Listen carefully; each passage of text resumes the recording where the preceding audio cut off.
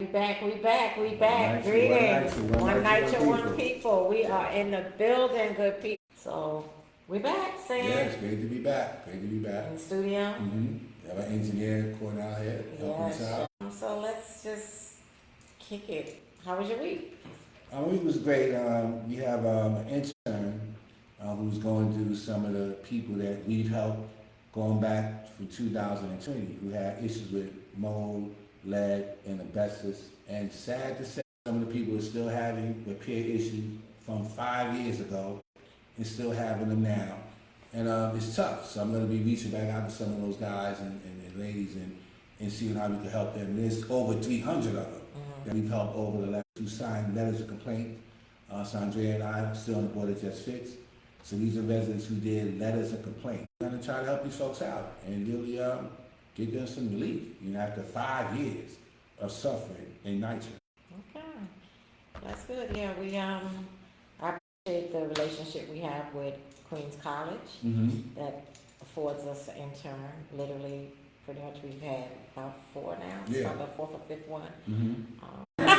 All good women. How about that? Yeah. I talked to them about that, but that's okay. But my week has just been busy and blessed as always. Helping residents constantly. Of course, repairs and so forth. Took a group of residents from Johnson houses. We went to, we organized it. Shout out to Davey and others. It was nice. And we went shopping and then we went to eat at Applebee's. Beautiful. And I had something in my spirit that was like, okay, we out here, we about to eat. It's a big bill. And I set $5 at each table for them to just offset their bill a little bit. And of course, David also, my co-leader, he also seen me doing it and jumped in and gave me some money for it too, so it was nice. But we had a really good time. It's always good to be with the seasoned adults and watching them. I'm exercising at my local community center because my back's been bothering me, my ankles, so I just been in there. I did take the chair yoga, meditation, but then I ask before I partake. And then there's some other exercise classes too I take, and I walk twice a week with the seniors. It's called Walk with Ease, so I back up the hill in the gym. But other than that, the fight continues. These elections. What do you think? I'm very happy and got on a Zoom call with him previous to the election with residents and things on that call about NYCHA. That made me feel somewhat comfortable. Then I already mentioned the lights flickering. Yeah. So at least NYCHA seems to be on his radar now because in all reality, with him in office, there should be a moratorium on all. There should be a pause and all of that, and just stop it, before it goes any further. So that would be the pressure that we're asking for, to stop this because it's out of control as we speak. Right. Yeah, well, affordable rent, right? Rent freezes, that's not applicable to NYCHA residents. Right. So we're not benefiting for that. We do benefit. I'm a NYCHA resident for those that do not know. Grew up in McKinley houses, got married years, and I came down to Holmes Towers, and now I'm in Isaacs for about 10 years. So I've been on Upper East Side for about 30 plus years. But I'm fine with that. But one of the things he really needs to look at is the conditions.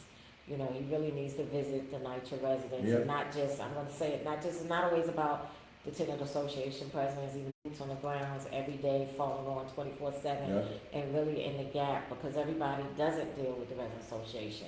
And then there are people that have learned how to advocate for themselves, because some things you might not want to ask someone to help you with when you can do it yourself, and that's one of the things we do as a Homeless Isaacs Coalition is we empower the residents. Right, absolutely. We educate them. We've been telling them and beating them up with the rag pack. No privatization. We beat infill with that 4-year fight, and we've been steady with it, as well as doing constant voter registration and feed the community. So he really has to look at the whole totality, because freezing the rent, you also have NYCHA has issues. The Mitchell-Lamas have issues. They're suffering. And some of them are without gas and so forth. And when I was a payroll supervisor at YPD, their income affidavit is literally the same form that NYCHA uses. Right. It's just different wording. But Mhm. all the questions, all the things, the formula and everything that I had to do is the exact same Right. thing as for NYCHA. So, because HUD, right? HUD, is part of their funding and so forth. But I'm excited. I know there's a thing about the free buses. People are like, oh, how can that happen? I know that there was a 5 boroughs that the buses were free and 1 bus per borough. Mhm. And I remember the M116, excuse me. That bus was going across 116th Street, and I loved it. You could Right. just jump on the bus. And when you think about it, people already paid for their train car fare, right? Mhm. And years ago, you used to have to pay something additional to go from train to bus or bus Right. to train. Now, you have the Metro card or now the Omni, something new, because Metro cards is phasing out people. Mhm. The end of December, no more Metro cards, so either do Omni or phone tap. But yeah, so it's doable. I believe Absolutely. it's doable, not just from the fact that the people that are paying on the trains is already paid for, but he's gonna find some funding, rather the sources he's saying or so forth, but some people like to ride the bus. Mhm. And Absolutely. sometimes it is difficult for some people to even afford car fare to get somewhere.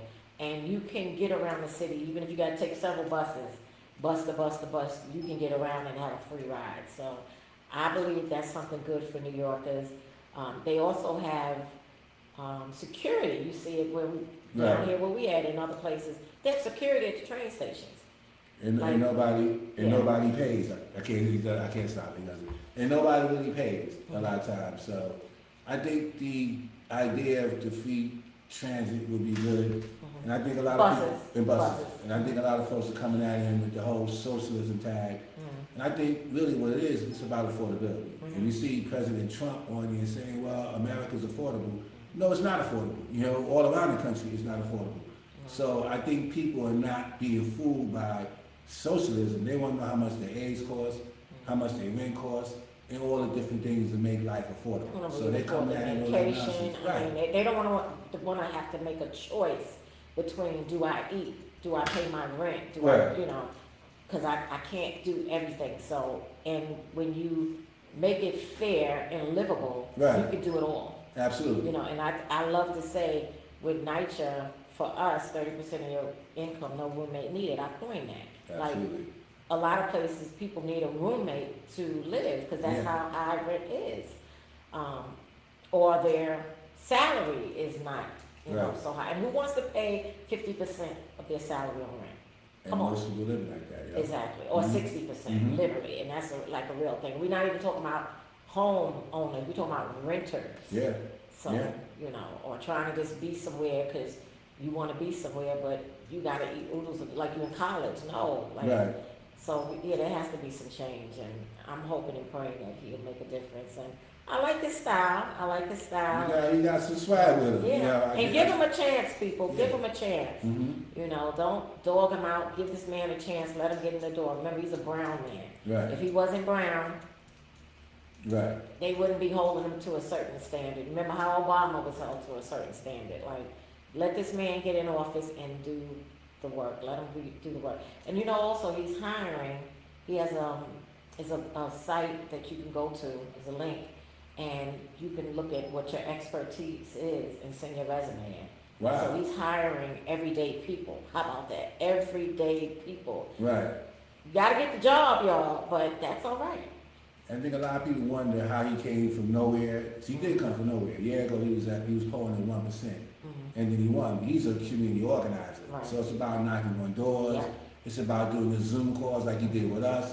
It's about being available and teaching other people how to do that.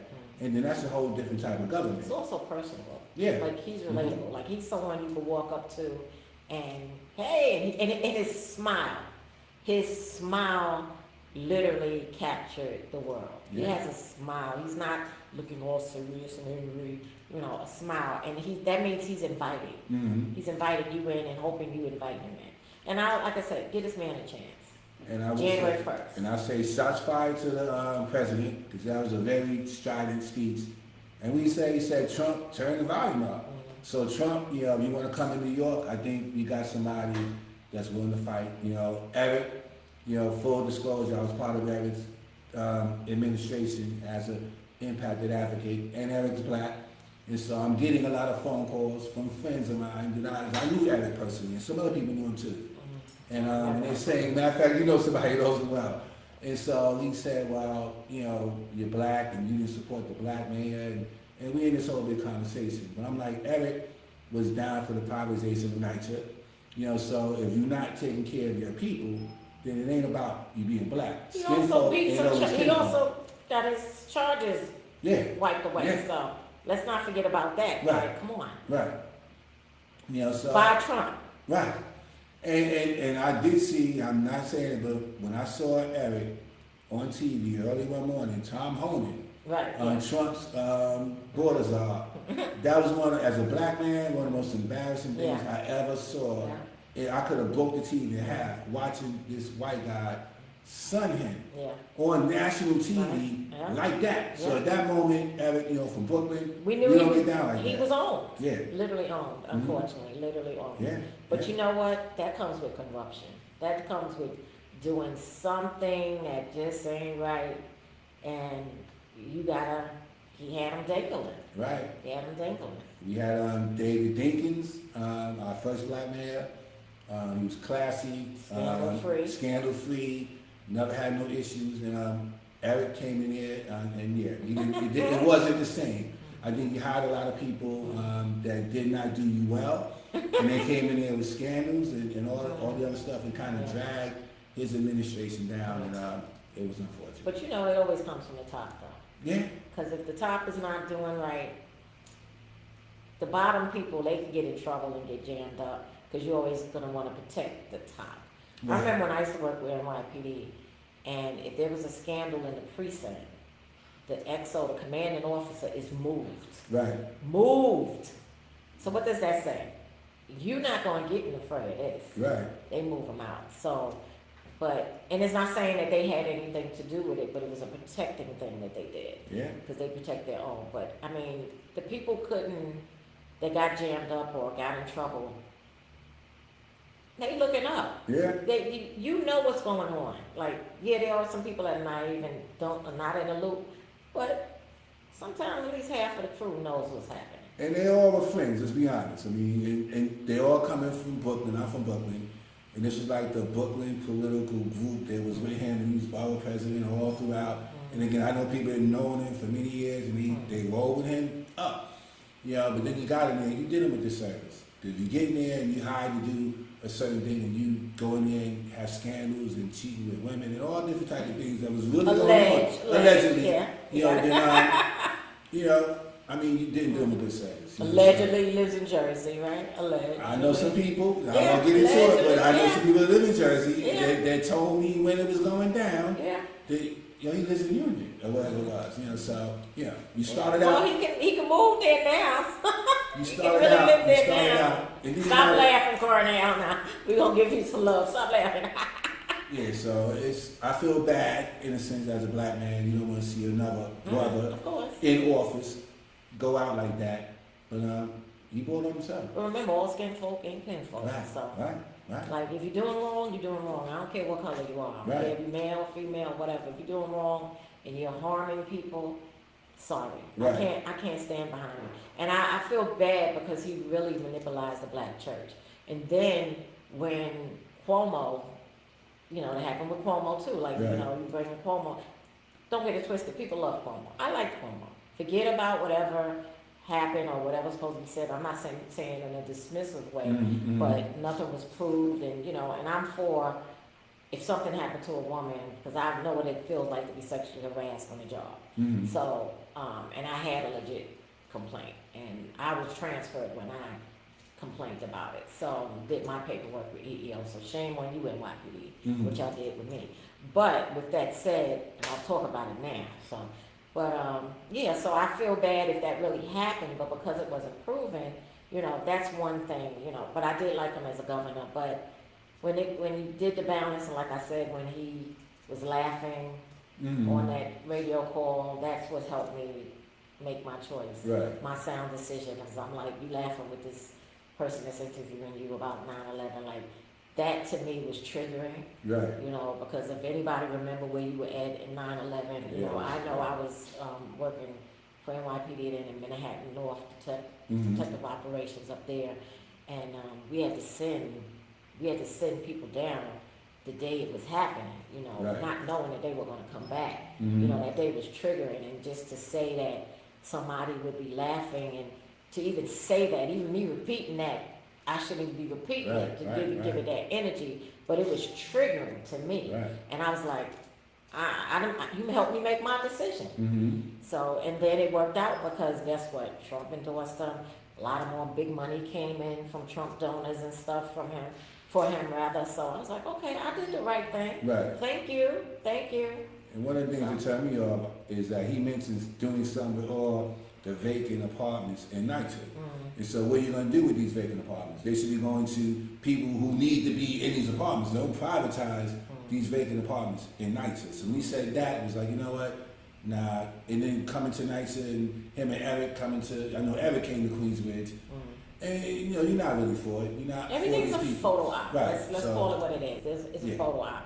You know, even though I wasn't a fan of de Blasio, but his administration, they did go stay in NYCHA apartments. And stay for a weekend or a couple of days. I knew a couple of people that did it. And the lady that had, I think she was the HUD secretary, she did it too with Carmen's, you know, but, you know, so it's been done before, but, you know, I would give de Blasio a thumbs up, and I think, did Jemani do it with them too back then or no? Yeah, Jemani, I know he did some, I don't know if he stayed in NYCHA, but I know he did a study, and although Jemani, he sold NYCHA out to, in my opinion, so I'm going to state my point, but yeah, he's re-elected too, so he's back in. So we're going to put some pressure on him too, because he can sue for us. We need people to sue NYCHA attorneys, and he can actually sue.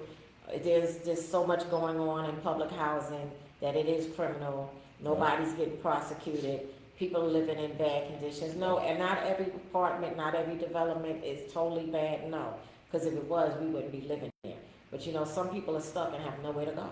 Yeah. So that is their home, and they deserve to be living in humane conditions, in a better place. And I mean, it's just the way they do repairs. I mean, you can't plaster and not return in a couple of days to paint. Right. Because I call that a sealer. Right. We done told Stan about his phone. I can't tell you what. Yeah, you can try it. No? Okay. Yeah. So, but with that said, like, you know, we just have to do better for us that live in NYCHA. So these, you know, the elected officials, and not just the mayor on down, like, you know, they throw turkeys to the residents and think that's going to be, oh, we got a turkey this year. Okay, you can get a turkey, spend a certain amount of money in the supermarket, and you get a free turkey. So it has to be more than that. It has to be more than that. You have to, all these elected officials have to engage with their NYCHA tenants and all other tenants too, because guess what? NYCHA, and I'll say it again, and I always say it, NYCHA can control any citywide election. Absolutely. 1.2 between the residents and their allies and their friends. We could put we probably could even get the governor, whoever the governor we want too, but even though that's a statewide, but when you talk about controller and mayor and so forth, we can do that. We can Absolutely. Yeah, we can control it. So we just have to be reminded that we have power. And a lot of people don't want to vote. They feel, you know, oh, everything's going to be the same, the promises. Yeah, well, that's part of campaigning. People have to say something to you. But that's when you hold them accountable when they get in office. So remember what they said and hold them accountable. Right. You said you was going to do this. Well, okay, it didn't happen yet. It pulls those questions. Right. You know, be like the media. Ask those questions. But I believe we're going to be in a good place. We're going to push him, Mandani. We're going to push the public advocate. Jemani. And also, we're going to have a new controller. Also, Tish James too. So, because the lawsuit Saundrea and I are trying to start is those who are living in NYCHA suffering from mold, lead, and asbestos. We believe is causing harm, mental harm as well as physical harm. Maybe and we have cancer and all these different things. So the public advocate can do a lawsuit against the city of New York and the government, and so could Tish James. So we're taking this on because they won't, and if they don't, we will. But that's their job. That's what they're hired to do, and it's obvious. The evidence is irrefutable. Well, we gotta really get to sit down with them and, lay this out to them because, they're hearing it, but they gotta see us. They gotta see us. Absolutely. And, we're gonna have a new controller too, so. Yep. And they do a lot of reports and stuff, remember, what was it, Stringer, he used to do stuff, you do audits and stuff, and yeah, but reports and studies, and if there's nothing done after that, what is the good of it? Right. That's my problem, even with, what was it called, the Federal Monitor, now we have like two federal, like they working together as a team, so we don't have Bart Schwartz anymore, the Federal Monitor. But they don't have teeth, Right. They had actual detectives doing investigations, like going to the grounds and checking out the conditions and stuff like that. Not looking for nothing criminal against the people, but just looking at what's going on in common places. Right. They came into my home and put in for a repair, and that repair never got taken care of yet. But I'm gonna deal, I'm fighting for other people. I gotta get down and get my stuff in order in my bathroom, but my whole thing is if I see people doing okay, I'm okay. Right. Because that's what I'm here for. I know if I raise sand, as they say, I'll get what I need. So, but for that everyday person that do not know how to advocate for themselves, or don't have the energy, that senior or that young mother, and if I can help them, that success to me is enough. Right. Because mine's, I'm gonna get my stuff done anyway when I'm ready and when I need it done. So, but I got to start on my stuff too. But the new year's coming. But, yeah. So we moving on. Stan. Yesterday there was a rally and a march. Shout out to Renee. Tell everybody about it. Who organized it? So I'm not fully aware of who all was the big organizers in it. I know it was collective, but I'm going to give Renee keep. Renee. We had her on our show. She's a former colleague from the Resident Leadership Academy. We were in the second cohort. NYCHA Residents was able to take 4 courses in CUNY School of Labor and Studies. I might be messing it up, but and we all met there, and she's just doing great work. She's also the Resident Association president. Is it Elliot Chelsea or Chelsea Elliot? Because I mix it up. But anyway, she's the president over there, and they had a march and a rally yesterday to stop the demolition, stop this rad pack, even though they're already in the conversion stage. They're trying to get them to sign the leases. Them and Fulton Houses. My best friend lives in Poochie. Shout out Poochie. She lives in Fulton, but there was a march and the rally, and it was good. It was good. It was long, but it was good. It was a lot of stopping, but it was good. A lot of speakers, but it was good. And I was blessed to speak. And it was some logistics that you always, with anything I do, anything anybody do, we can always improve. So, absolutely. But she had help and she did a great job. And I told her, call me, I got you. I can do a lot of stuff from afar. Stan, of course, we work together. So, but you showed up. What did you see? Absolutely. I want folks to know we're talking about knocking down a NYCHA building, like a Green in Chicago many years ago when they demolished the building. All the families got displaced. And it don't exist anymore. So this is the ending of public housing in New York City. And I think people don't understand that, is that I grew up in NYCHA. I'm talking about 60-something years ago. This has been here since 1937, public housing. And we're facing a point in time where they're going to eliminate it, knock it down, demolish it. Mostly black and brown people are going to be displaced. And I think we all heard it many years ago, but now they're on full speed ahead. And I think 2/3 of NYCHA is already gone. So we're not talking about theoreticals. We're talking about what's happening right now. And for those living in NYCHA, it's a threat. And for those not living in NYCHA, it's a threat. If they could kick all these people out, what are they going to do to you? I mean, this is housing. And they're making it so that it's a city just for the rich, and all the rest of us got to go. And that's why I'm at 91, because people resonate with that. They're coming for all of us. Yeah, and one of the things, when they come with the demolition, you know, tearing down a building, and then yes, you're warehousing apartments to be able to move these residents into those apartments. And then you're gonna tear down and you're gonna build back up. But the funding that they're gonna give to these developers and so forth, why not pour that into us? Absolutely. You know, if you could give $2 billion away, New York City, $2 billion, if you can give that away, then you could put $2 billion into NYCHA, and that means you could repair 4 to 5 developments, at least 4, because they're saying, well, you know, these will be the smaller ones probably. They're like 200 and something million to rehab and you know, get up to par. So what are we doing? Because think about it, NYCHA gets money every year. Absolutely. But when they get $2 billion in from the state or wherever it comes from, different times, they'll spread it out over 10 years, and that's why I have a problem. Right. Because in that 10 years, that's a whole different administration. The conditions has exacerbated.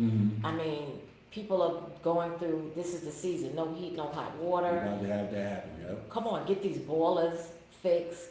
Not even fixed, brand new boilers, like you can afford it. Right. Like what are we doing with, you know, the capital need? It's just not matching up. It's not matching it at all. And something's going on. And we know back in the day, and it could be still happening, there's been mismanagement of funding. Yep. You know, there's been some thefts and different things. There's also been waste. There was an article some years ago, they threw out, there was like different parts, like things to fix toilets, like maybe lids, knobs. It was like over $200,000 worth of items that they just threw out. Right. Instead of, okay, if you're not using it anymore, you could sell it to somewhere else and at least make some of the money. But this shows you how they don't care. Right. And it's not your money, Right. So you don't care. But you could have still recouped some of those dollars. Right. So this is the mismanagement of funds. Criminal mismanagement, you know, and not to mention there's been many scandals. Folks have gone to jail, and many more should be going to jail based on that. You know, it's criminal. You know, so one of the things, Madani, I know you do, but it has to be investigated. Even the way some of these conversions are happening, they don't seem to be legal. I know I speak to a lot of residents who went through conversions. There were no meetings being held. Some of them don't have boards at all. You know, so there's all these different things that are happening under the radar that's really transferring property into billionaires' hands. Yeah. And this is the biggest real estate deal in the history of New York. You're talking about an $80 billion real estate deal that's going to displace black and brown and poor people. And people are not paying attention. And Well, it's just yeah, not good enough. the need to make the repairs is $80 billion for all of the NYCHA portfolio, and in 2015 the ask was $2 billion in 2015. So over 10 years later, it is exacerbated to $80 billion with a shrinking portfolio. Understand that. When I say shrinking portfolio, red pack conversions, they're no longer under the portfolio. Right. So the portfolio is shrinking. So the numbers should be coming down, right? But technically, it went up, but it should be coming, like that 80 billion should be decreasing because there's been conversions. Even though it takes 2 to 3 years, let's say 2, for the conversion to fully take place, but still, once the NYCHA has nothing to do with it no more but own the land and the buildings, then that's not your problem anymore, right? So, where's the money? What are we doing? Right. Why is this still the issue? Why is that amount still the same? So something's not right. And somebody needs to pull it out and find out. And maybe this new mayor that's coming in January, he's not mayor yet, mayor-elect, January 1st when he's sworn in, he can get to work. And then there's a lot of warehouse apartments in NYCHA, as well as other parts of the city that are not NYCHA. There are private buildings that are just for tax benefits. Yep. They're not renting out certain apartments for whatever reason, or because it gotta be a Section 8 tenant or something, so that's like discrimination. They don't wanna rent out the apartments, so those apartments are warehoused. Like, what are we doing? We have a homeless crisis. right. There's also speculation. Being a real estate investor, if you invest in a property, whether it's empty or not, if the value of that property goes up, then the value of that particular apartment goes up. So they don't care. If you're a billionaire, I don't need your monthly rent right now. I'm looking at the value going up. And so we have this affordability problem, but it's not a billionaire problem. You know, they're good. And so hopefully with this new administration and the fight with Washington, we can get a representative that's not in the pockets of billionaires who will let the city become as unaffordable as it is right now. And that's the issue. That's the issue at hand. Yeah, it's problematic.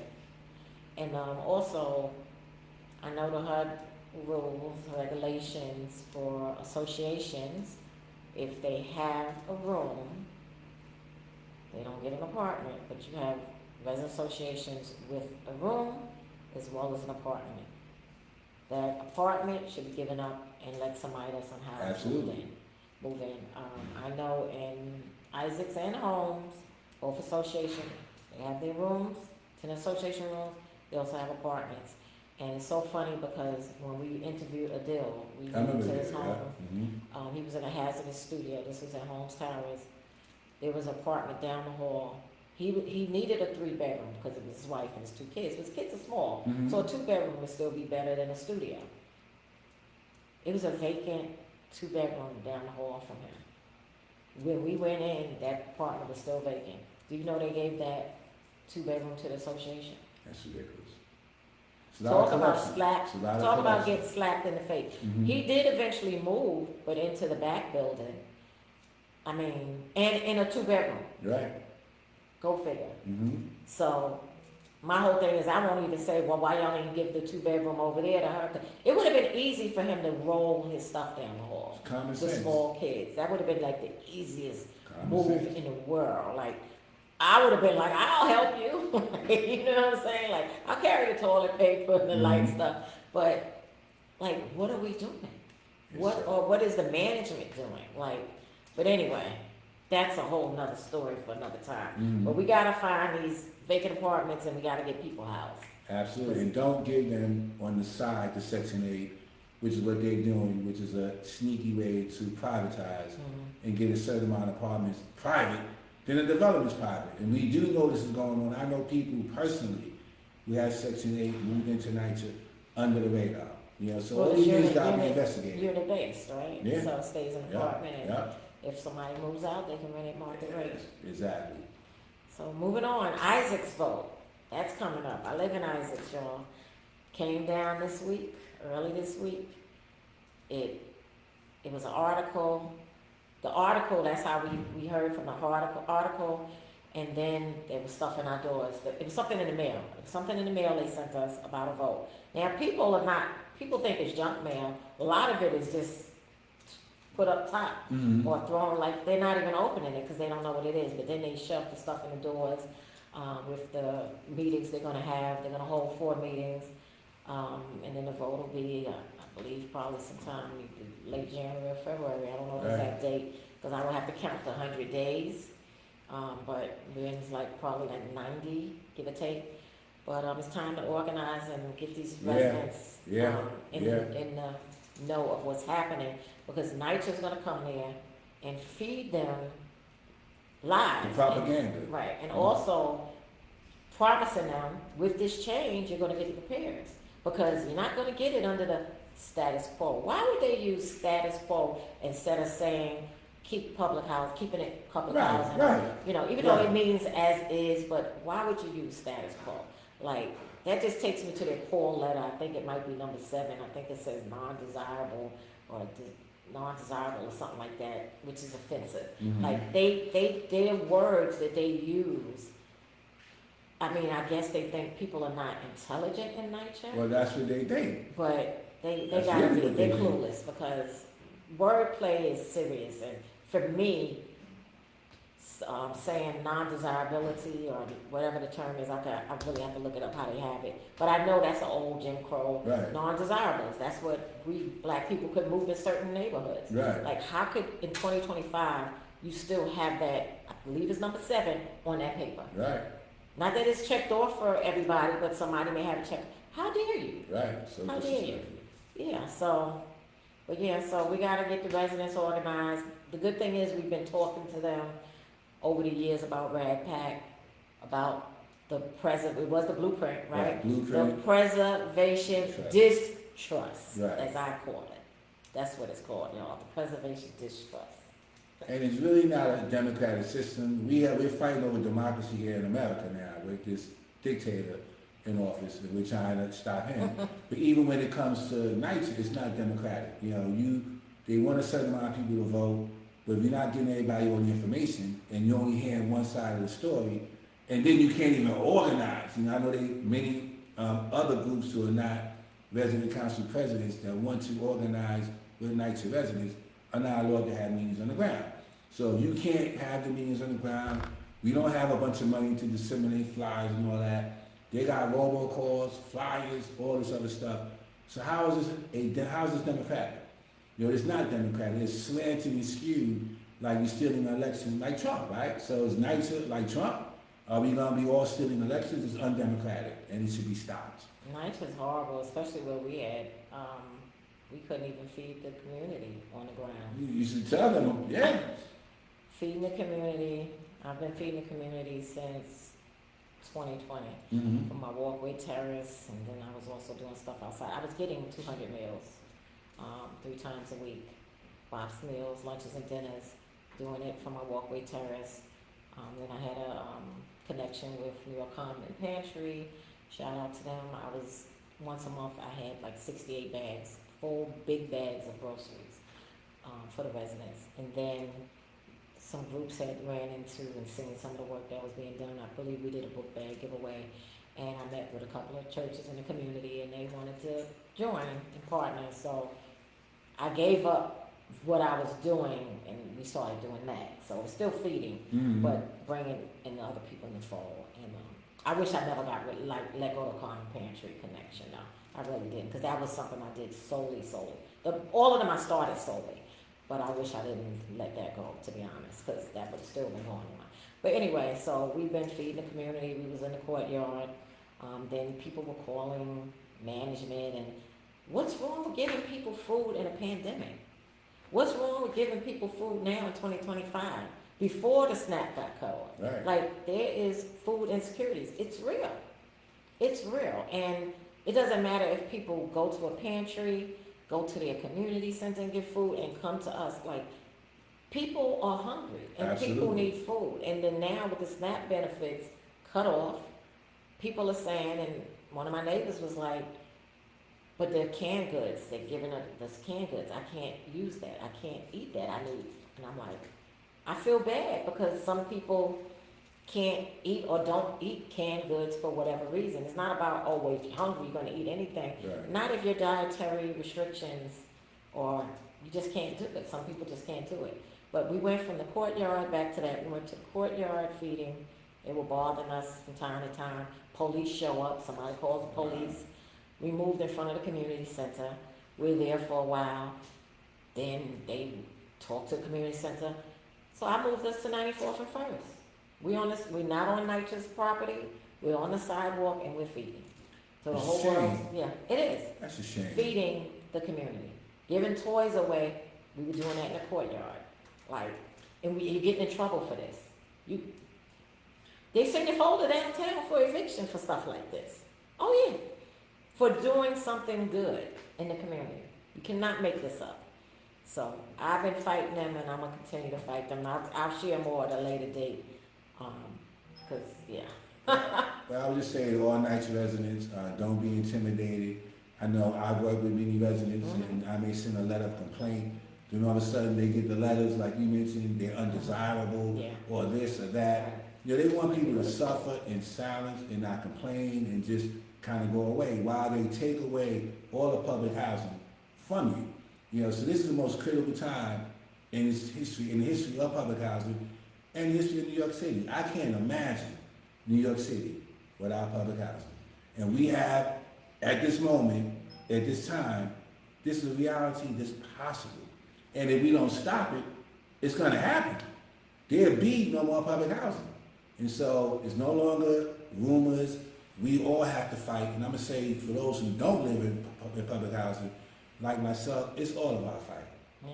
Yeah. I wouldn't be where I'm at today without public housing. My family would not have survived coming from the tenements with rats. Public housing was the place to be. It was the next And, step, and it saved so many people. Mhm. And what people don't know is there were a lot of white people. My neighbor was white. You know, but it, over years, as it became The more white flag. black and brown, The white flag. and now the money goes away, and then you want to demolish it and take it from us. If there's a bunch of white people in public housing, it would not be demolished at all. Well, that takes you to the white flight, right? Right. When they were giving the low cost loans to get their Right. homes to start generational wealth. Yep. And they left the black and brown people there. They Yep. also another, I'm not just speaking of NYC, talking about in general, totality. Right. It was also segregated housing. Blacks and on one side are developments and whites, you know, Yeah. so, but even where I'm at, they were on a discriminatory list many years ago. Mhm. So, and I almost didn't get in because it was a snowstorm, and the management back then, she was a black woman, but I guess the other lady, because you know, the housing assistants or assistant managers, people always got somebody they want to put in an apartment. Right. So I'm showing up, and I'm working with NYPD, and I'm running down to, you know, see the apartment, and it was a snowstorm, so I'm like a few minutes late. So I finally talked to them, but they never showed me the apartment. And they never told me the amount of money to bring. But I came back the next day, and when I came back and to find out what I needed to bring for the rent and security, and then I was gonna go to a check cash, because it was one I learned down the block on First Avenue or Second Avenue, wherever, whichever one was closer. The management came out and she said, how are you? Did you see the apartment? No. I didn't even see the apartment, but I was in Parkchester then, but me just knowing I'm moving into NYCHA and I'm gonna be a little more comfortable financially. Right. That was my motivation, because I had like a little mini walk-in closet in Parkchester. Right. It was a one bedroom, but my bedroom was huge. I mean, huge. Parquet floors and everything, but bam, I'm coming here like, oh, I'm in the Upper East Side, nice area. But anyway, I wound up seeing an apartment, and it was a man, it wasn't a female that at first was talking to me, that was trying to like not let me get this apartment. So she had somebody else in mind. Because remember, if you don't make it, there's another person right behind, and they can kind of control the list if nobody's looking. So I believe that was what it was about. So the manager said, are you willing to put this on paper? Are you willing to make a complaint? I didn't really know, I wasn't who I was. If I, now, the media would have been there, like I know what I know. I wasn't in that zone, in that advocate, in that activist zone to know that I was really being violated. Mhm. So I finally seen the apartment. Then I got the exact amount to go get the money order. But yeah, so they do what they do. Right. They do what they do. There's been an opportunity to take it away in America at a time we're looking at our first trillionaire, perhaps. And so people need housing and a safety net more than anything. And this is the biggest safety net there is. We should be building more public housing all around the country, not demolishing public housing here in New York City. It should be a national public housing to solve our national housing crisis. Yes, it's yesterday when we was at the rally, a flock of birds came flying and they hit the building and 4 dropped. But I only seen 3 dead, but 4, they literally died, like they was several feet from us. But people thought that was a sign. But you know what some people were saying? Because of these doggone high rises. Yeah. And I'm not laughing like at that, but I'm just like, wow, like look at the analogy of if it wasn't so high, because they came down like heavy. Now these are birds, and you heard the plop. Right. You know, so I'm like, wow, but make it make sense. But yeah, they was like, because these buildings are here. We were in Hudson Yards, remember yesterday. So, but yeah, something's got to give, and we have to do better, because there's the homeless crisis is just really crazy and chaotic. They're tearing down encampments. Yeah. They're treating unhoused people like they're criminals, and being in poverty doesn't make you a criminal. Being homeless doesn't make you a criminal. Like, come on, what are we doing? And we can't be divided amongst like migrants against homeless, homeless against NYCHA, NYCHA against this one and that one. We all in the same boat, suffering in a society that's not working for a lot of us. Right. Which is why the Madani one and affordability and all that, which is gonna be a cry around the country, you know, because people can't survive. Well, we can't keep doing the same old thing, No, right? we So we're can't trying survive. something new. Mm-hmm. We're trying something new, and hopefully he knows what to do. And I believe he's gonna have a good team. And you know, they were dealing with his age, and I put something out on social media. Oh, he's young. So he'll be the second mayor that was 34 years Right. old, and there's one that was 31. And I put it on my page because I like history. Mm-hmm. And the other two, one was a Republican and is two Democrats. Right. So, and I was like, okay. So he is not, it's not like someone at 34 didn't do it in full terms. Right. So what are we saying? Oh, because he's brown and Right. young? Is that it? Is that it? Is that it? Tell me what it is. Because he's not the first. Right. So. And we need new ideas, new people. We brought a lot of young people to vote, which was great, Right. and getting them involved in politics. We need a whole new thing. So to Yeah. keep electing older, wealthy, white, you know, established folks who've been in this position forever, you know, is kind of where we got to where we are. Yeah. You know, you got to open it up and let some new voices come in. And thank God for him to be there. Yeah. It also has a feeling, right? Like what you said, right?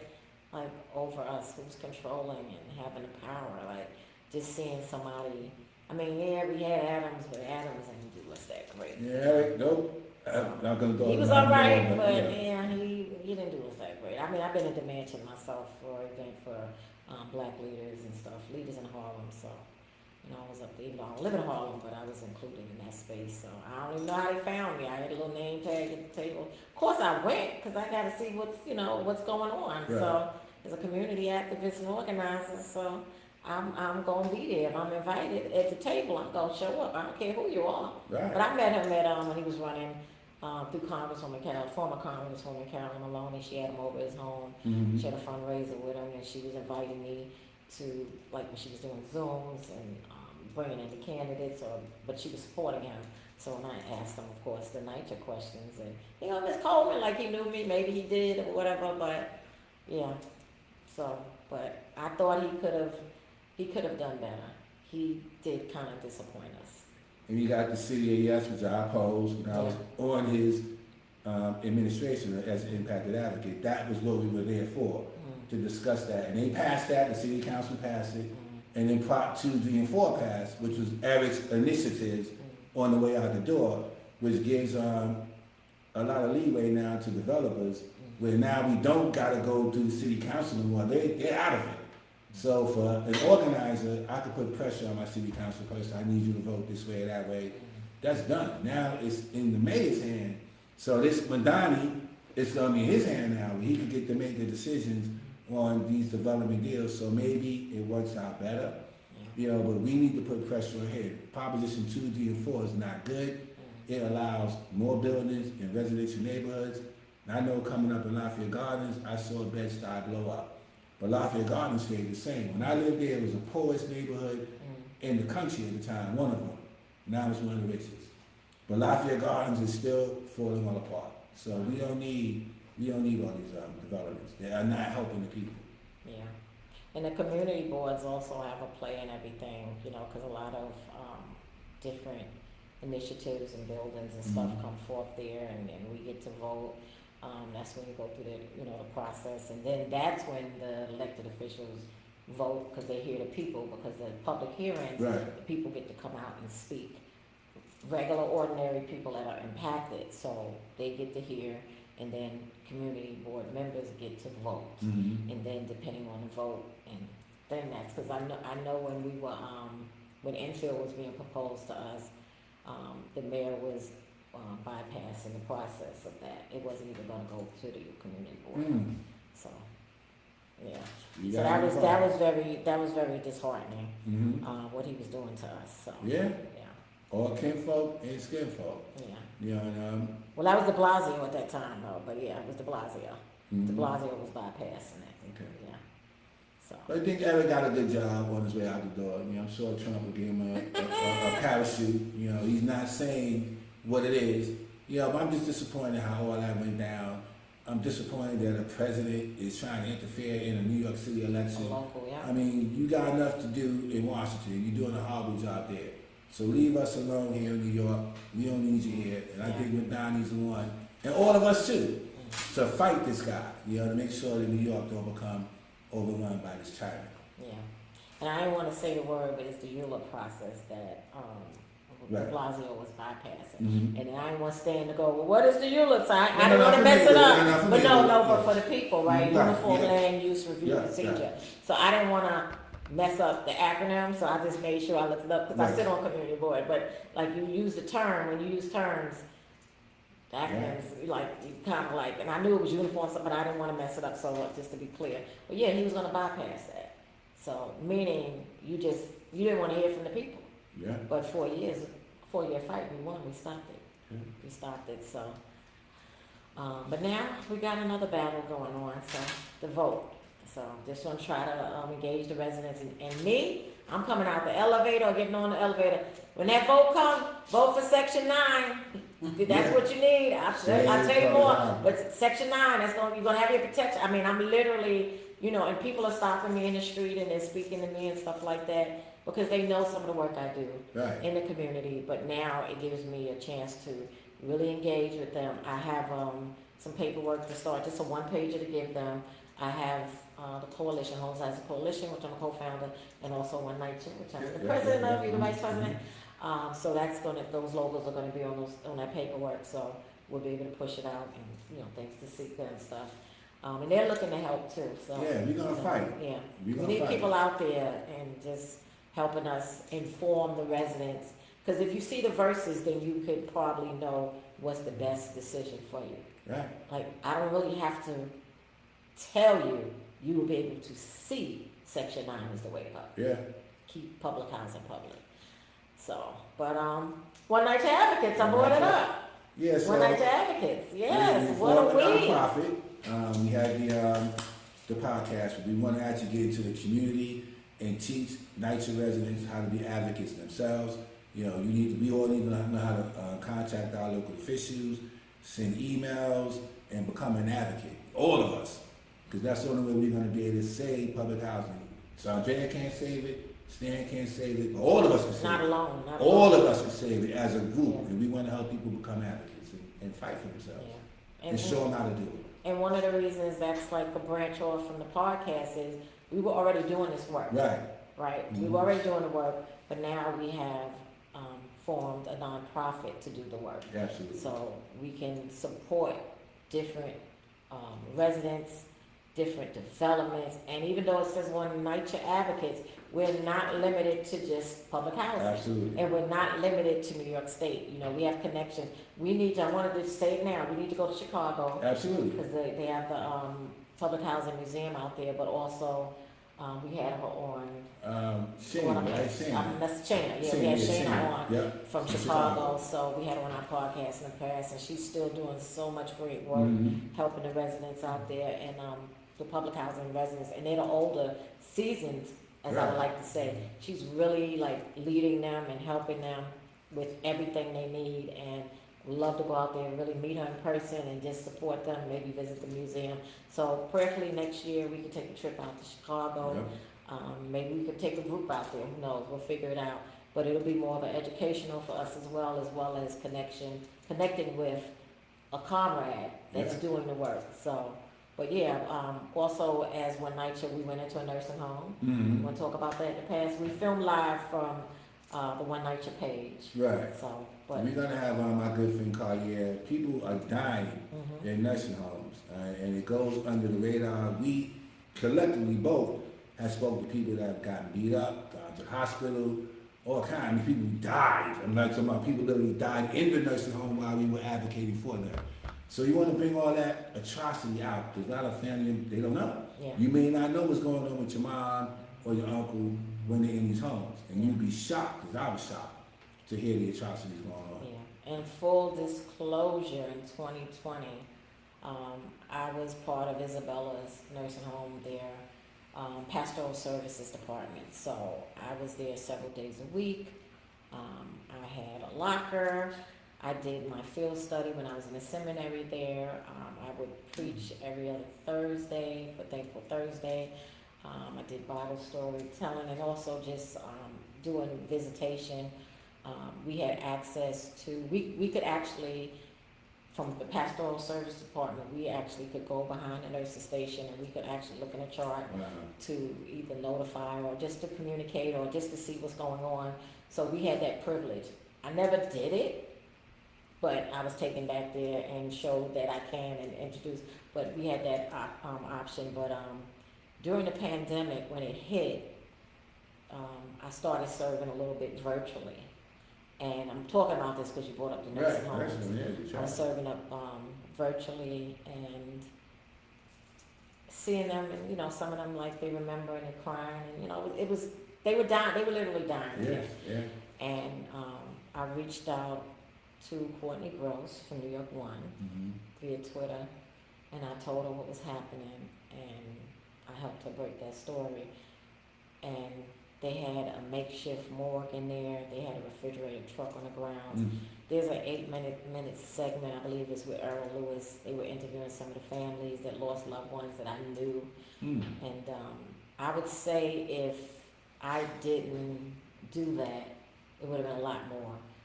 When it was reported, it was about 98 dead, but the number was probably higher than, it was higher than that, but it was 98 that they reported. But there's 2 buildings in Isabella. And one of the things, and they also have residential, like 3 floors of residential there too. And they get meals and stuff. It's really nice. It was a really nice facility, but nobody was prepared for COVID. And I reached out to the borough president's office as well. I was trying to get help, and I wasn't getting help from different people, so I just said, you know what, let me go to the media with this. And they went up and did their little investigation, and they did see the truck. And we had our conversations. I connected them with some families, and they even got, however they did it, like, you know, contacting the morgue and stuff like that. But what they did wrong, because they didn't know what to do, was the manpower had got worse, because it's already low, very low manpower in nursing homes. It's never up to par. The patient to care ratio was just horrible, even before COVID. So when people were dying or going to the hospital, they started bringing the other residents to other floors, and they were infected. And they didn't know they were infected, so they were infecting the other ones.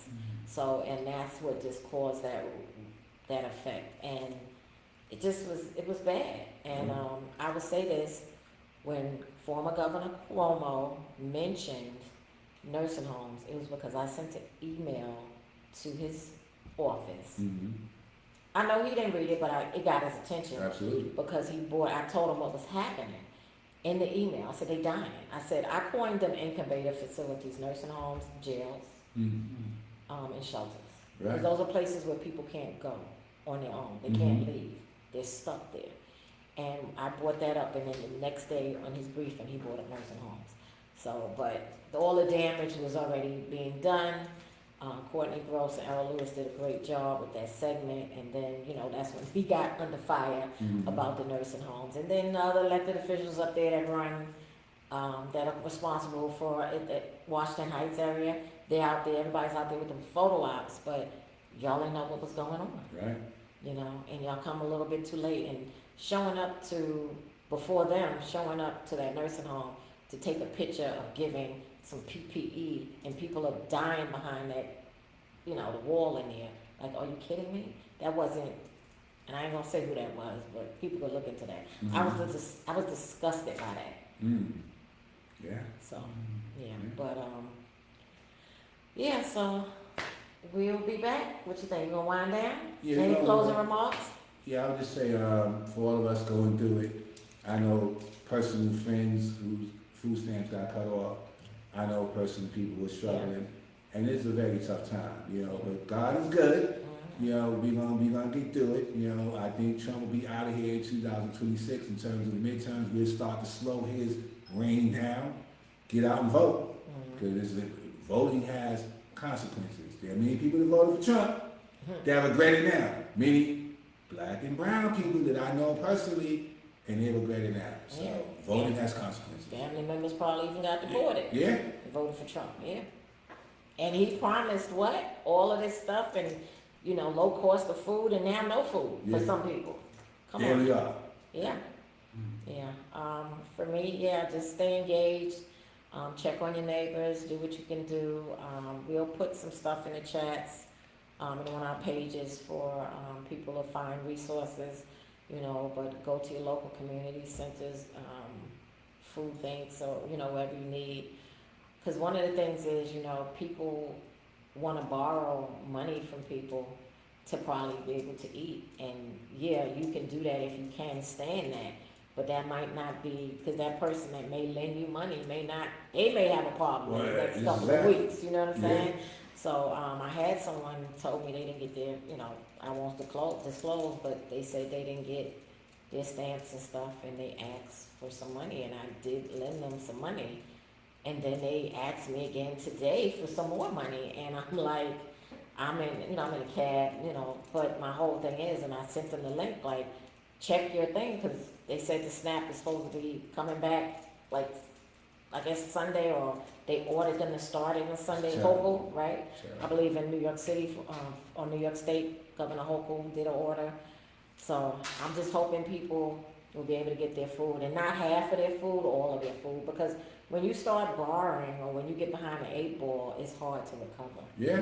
Because that means that's another expense. Mm-hmm. Like you owe somebody money, or even with the people that are furloughed, and not working. And I mean, our air traffic controllers, It's outrageous. who's flying now? Like, why fly?